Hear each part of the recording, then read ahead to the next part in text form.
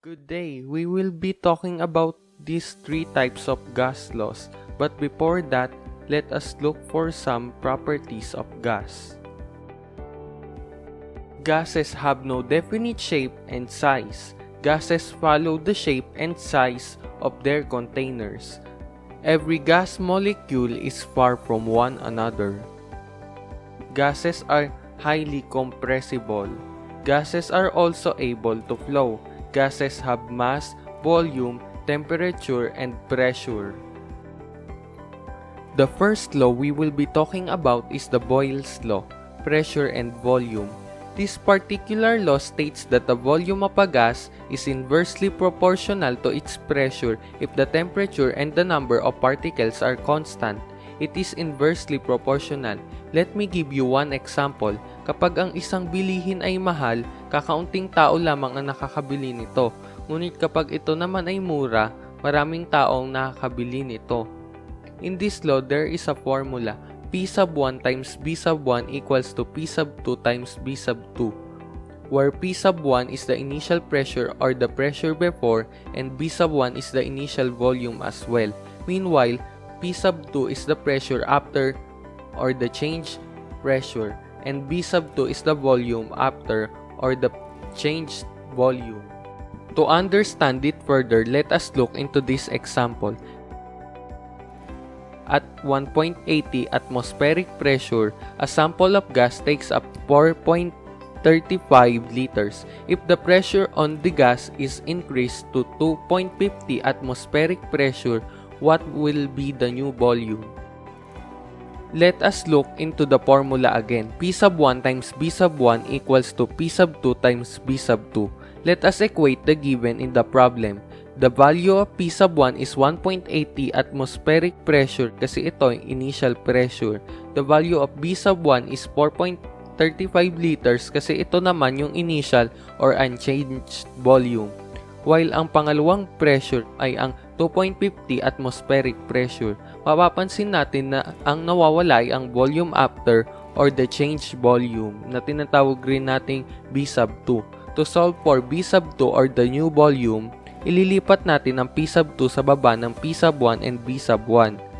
We have here 1.80 atmospheric pressure times 4.35 liters over 2.5 atmospheric pressure equals to the new volume or B sub 2. Ika-cancel natin yung atmospheric pressure na unit, then we will calculate the given values. 1.80 times 4.35 divided by 2.5. The answer is 3.13 liters is equals to B sub 2. If the pressure on the gas is increased to 2.50 atmospheric pressure, the volume would be 3.13 liters. Let us move on to the second law, the Charles Law, volume and temperature. This law states that the volume of a gas is directly proportional to its temperature if the pressure and the number of particles are constant.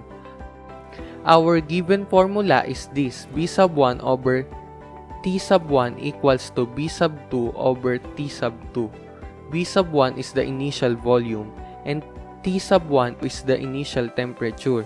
On the other hand, B sub 2 is the changed volume and T sub 2 is the changed temperature. For example, we have this problem. A balloon takes up 630 liters at 294 Kelvin. If the temperature reaches 310 Kelvin, what will its new volume be? Ang ating initial volume or the volume before is 630 liters at ang temperature ay 294 Kelvin. So, ano yung magiging bagong volume if ang temperature ay tumaas sa 310 Kelvin? Yun ang ating hahanapin. We have here the formula. Kailangan nating tanggalin ang T sub 2 sa baba kasi given na ito. At para ang matira ay ang B sub 2 sa itaas, we will multiply T sub 2 on both sides. The T sub 2 on the right side will be cancelled, so we have our formula na ating gagamitin. T sub 2 times B sub 1 over T sub 1 is equals to B sub 2 or yung volume na hinahanap natin. Yung values kanina atin nang ilalagay sa formula, so we have here 310 Kelvin times 630 liters divided by 294 Kelvin equals to V sub 2. Syempre, makakancel yung ating unit na Kelvin. After doing the operation, we have the value of V sub 2 which is 664.29 liters.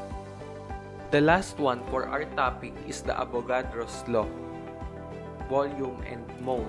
This law states that equal volumes of all gas kept at the same pressure and temperature contain the same number of molecules. The formula for Avogadro's law is similar to Charles, having the same structure, but instead of temperature, we have here the number of moles, n sub 1 and n sub 2.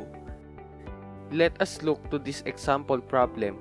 In a sample of gas, 1.78 moles of oxygen gas take up 39.9 liters of volume. Keeping the pressure constant, the amount of gas is changed until the volume is of 89 liters. How many moles of gas are now in the container? Let us compare it so we may visualize it better. The before or the initial number of moles is 1.78 moles, while the volume is 39.9 liters. Let's say the volume increased from 39.9 liters to 89 liters, so what would be the new number of moles? Let us look to this formula and we will start calculating. To remove B sub 2 on the right side of the equation, we will multiply both sides by B sub 2. The B sub 2 on the right side will be cancelled out and we're good to proceed to the next steps. We have here the formula B sub 2 times n sub 1 over B sub 1 equals to n sub 2, where n sub 2 is the new number of moles. We will replace the variables with the value in the problem. B sub 2 is 89 liters, n sub 1 is 1.78 moles, B sub 1 is 39.9 liters, so it will be 89 liters times 1.78 moles divided by 39.9 liters equals to n sub 2. The unit of liters will be cancelled out and we will perform the operation 89 times 1.78 moles divided by 39.9. Our conclusion in this problem is this: 3.97 moles of gas are now in the container. I hope you learned a lot from my explanation. Following are the references. Thank you and God bless. Have a nice day.